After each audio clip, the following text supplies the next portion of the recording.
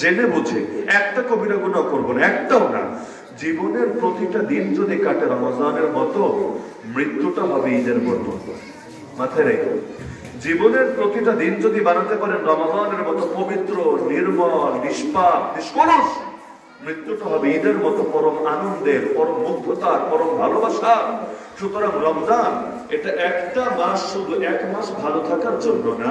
আমরা mobile charge দিই 1 ঘন্টা, চালাই কিন্তু 23 ঘন্টা। বুঝলেন? চার্জ দিলাম 1 ঘন্টা, কিন্তু চালাই কিন্তু 23 ঘন্টা। রমজান 1 মাস চার্জ দেওয়ার মাস, চার্জ দেওয়ার মাস, কিন্তু এই চার্জটা ধরে রাখতে হবে কিন্তু পুরো বছর, বাকি 11 মাস। যেমন ওয়াজ মাহফিল বছরে হয় 1 দিন 2 দিন, কিন্তু আমাদের জিন্দগির মিশন কিন্তু চালাতে হয় প্রতিদিন। তাহলে ওয়াজ মাহফিল 1 দিন কেন করে, ডেইলি কেন করে না? একদিনে তো চার্জ লাগবে, চার্জ যে এবার সেই চার্জ দিয়ে সারা বছর তুমি চলবে ইনশাআল্লাহ। তাহলে হুদাল্লিল মুত্তাকিন আয়াত থেকে আমি 2টা বার্তা দিলাম। 1 নম্বরে কোরআনকে আমরা হেদায়েতের কিতাব বানাবো, এমন হেদায়েতের কিতাব যে কোরআন আমাদেরকে গাইড করে করে দুনিয়া এবং আখিরাতের সমস্ত ঘাটেগুলো পার করে জান্নাত পর্যন্ত পৌঁছে ছাড়বে ইনশাআল্লাহ। এবং কোরআন আমাকে ঠকাবে না, কোরআন আমাকে ছেড়ে যাবে না। আর কোরআন থেকে ফায়দা নেওয়ার জন্য তাকওয়া বাড়াতে হবে। তাকওয়ার লেভেল যত বাড়বে, কোরআন থেকেও ফায়দা তত বেশি নেওয়া যাবে। যত দামের মোবাইল কিনেন না কেন, 2 লাখ টাকা দিয়ে মোবাইল কিনলেন, 2.5 লাখ টাকা দিয়ে মোবাইল কিনলেন, কিন্তু চালানোর যোগ্যতা যদি না থাকে, হতে পারে অনেকে আছে বাটন ফোনই পারে না, লাল সুইচ আর সবুজ সুইচ চেনে, সবুজটা চাপ দিলে কল রিসিভ হয়, লালটা চাপ দিলে কল কাইটা তেন্তরি বলবে, এছাড়া বাকিটা বোঝে না। এমনকি নাম্বার সেভ করাতে হলে হুজুর একটু নাম্বারটা সেভ করতে দেন না, মানে নাম্বার কেমন সেভ করতে এটাও বাঁচা ধরে না। এখন যদি তার 2.5 লাখ টাকা দিয়ে একটা মোবাইল কিনে দেন, কোনো কাজ হবে?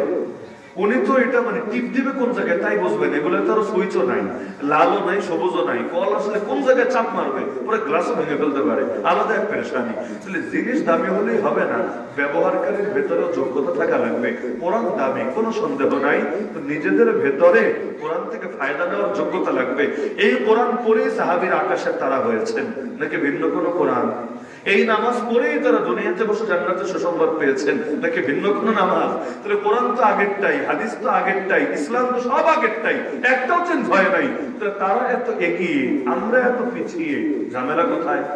তারা এত এগিয়ে, এমনকি নবীরা পাই নাই, কিন্তু নবীর হাদিসটা একটাও হারায় নাই। নবী যা বলেছেন সব তো আমাদের সামনে। এমনকি নবীরে দেখি নাই, কিন্তু নবী কিভাবে হাঁটতেন, কিভাবে বসতেন, কিভাবে কথা বলতেন, কিভাবে কি করতেন সব দেখছি। এমনকি সব সাহাবীও সব জানতেন না। কেন? অনেক সাহাবী এমন সারা জীবনে 10 দিন নবীর সোহবত পেয়েছে, কেউ জীবনে একবার নবীর সোহবত পেয়েছে। অথচ আমরা যদিও ডাইরেক্ট সোহবত পাই নাই, কিন্তু একটা কিতাবের মধ্যে সব ঘটনা একসাথে পাওয়া যাচ্ছে আলহামদুলিল্লাহ। তাহলে সব সামনে থাকার পরও ঝামেলা কোথায়? ঝামেলা হলো 2 লাখ টাকার মোবাইল হাতে তো আছে, কিন্তু আমার ভেতরে মাল নাই। এজন্য কিভাবে ফায়দা নিতে হবে তাই বুঝি না। এজন্য কোরআনে হেদায়েত আছে নাকি নাই? তো নিজের ভেতরে তাকওয়ার ঘাটতি থাকার কারণে সেই হেদায়েত থেকে উপকৃত হতে পারি না।